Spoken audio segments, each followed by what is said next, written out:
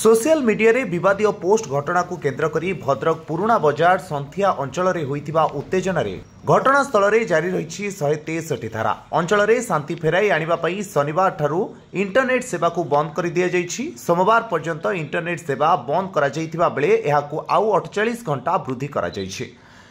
सोमवार ठारू अत्यावश्यक सेवा पई केवल लीज लाइन चलिबो बोली डीआईजी सत्यजित नायक सूचना दैछंती। एपर्यंत एही घटना रे मोट 15 जन गिरफ होइछंती। पुलिस को आक्रमण घटनार मुख्य अभियुक्तों को धरिबा पई लोकेशन ट्रैकिंग करा जाइछि। परिस्थिति नियंत्रण रे रहिथिबा बेले अपप्रचार एवं गुजब रे विश्वास न करिबाकू गणमाध्यम रे निवेदन करिछंती डीआईजी।